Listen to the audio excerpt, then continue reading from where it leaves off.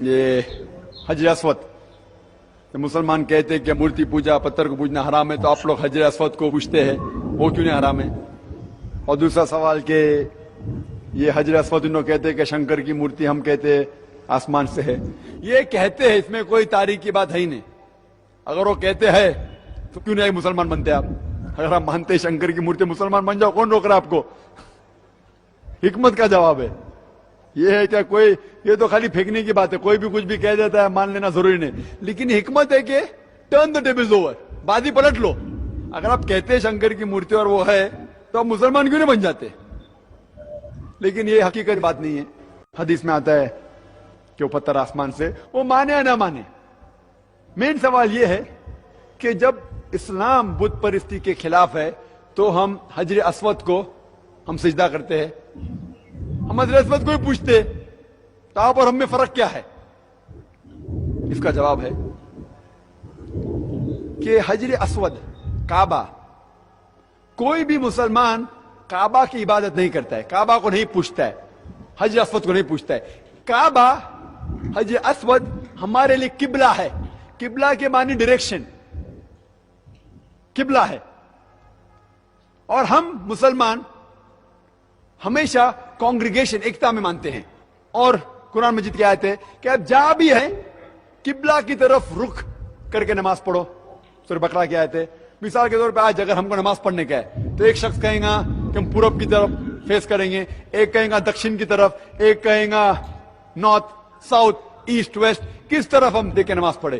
تو ایکتا کے لیے اللہ تعالیٰ فرماتے آپ جدھر کدھر بھی ہے دنیا میں کعبہ کی طرف، حجر اسود کی طرف منہ کر کے نماز پڑھو۔ اور مسلمان پہلے لوگ تھے جو جغرافی ورلڈ میپ ڈرا کیے، الادروسی 1154 میں ورلڈ میپ ڈرا کیے، اور جب مسلمان ورلڈ میپ ڈرا کرتے تھے تو ساؤتھ پول اوپر تھا اور نارتھ پول نیچے، اور کعبہ الحمدللہ بیچ میں تھا۔ اس کے بعد ویسٹرنرز، یورپین لوگ آئے اور میپ کو الٹا کیے، north pole top, south pole down, north pole اوپر، ساؤتھ پول نیچے، لیکن الحمدللہ پھر بھی کعبہ بیچ میں ہے۔ اب جدھر بھی دنیا میں اگر آپ ویسٹرن کنٹری میں تو آپ ایسٹ کو فیس کریں گے، آپ ایسٹرن کنٹری میں تو ویسٹ کو فیس کریں گے، آپ نارتھ میں تو ساؤتھ کو فیس کریں گے، ساؤتھ میں ہے تو نارتھ کو فیس کریں گے۔ جب یہاں مجھے نماز پڑھنا ہوتا، مجھے پتا نہیں قبلہ کدھر ہے، تو میں یہی نہیں پوچھتا ہوں کہ سورج کہاں ڈوب رہا ہے، وہ سورج کہاں ڈوب رہا ہے ویسٹ میں، اور وہاں نماز پڑھوں گا تو لوگ بولیں گے ارے سورج کو پوچھتا ہوں۔ میں پوچھتا ہوں سورج کہاں سے نکلتا ہے، وہاں سے، اچھا تو الٹے جگہ نماز پڑھتا ہوں میں۔ حکمت۔ تو کعبہ صرف قبلہ ہے۔ اور ہم جب جا کے طواف کرتے، لوگ کہتے ہیں کہ آپ طواف کیوں کرتے، کیا آپ پوچھتے ہیں؟ ہم طواف کرتے ہیں کیونکہ اللہ سبحانہ و تعالیٰ اور اللہ کے رسول نے کہا، لیکن حکمت سے جو میں جواب سوچ سکتا ہوں، کیونکہ ہر سرکل کا ایک ہی سینٹر ہے، تو ہم جب طواف کرتے ہیں ہم یہ کہتے ہیں کہ اللہ ایک ہی ہے۔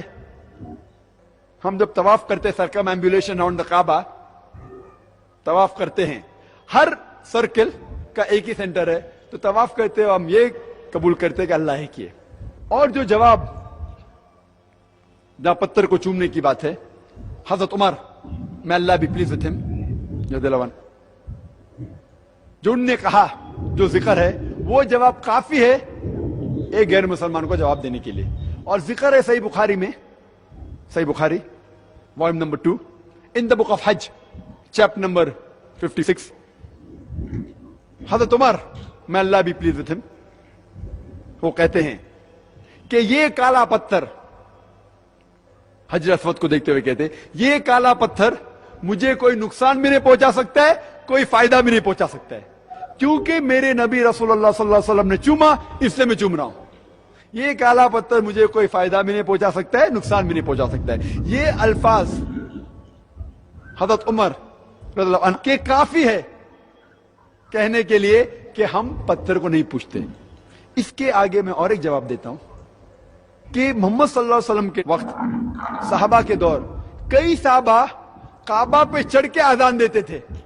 میں یہ پوچھنا چاہتا ہوں کہ کوئی بھی آدمی جو بت پرستی کرتا ہے اپنے بت پہ کبھی چڑھے گا؟ تو یہ دلیل کافی ہے کہ صحابہ، حضرت بلال بھی کعبہ پہ چڑھ کے اذان دیتے تھے۔ تو کوئی بھی بت کو پوچھنے والا بت کے اوپر چڑھے گا نہیں. تو یہ دلیل کافی ہے کہ ہم کعبہ کو نہیں پوچھتے. یہ ہمارا قبلہ ہے, صرف ڈائریکشن ہے.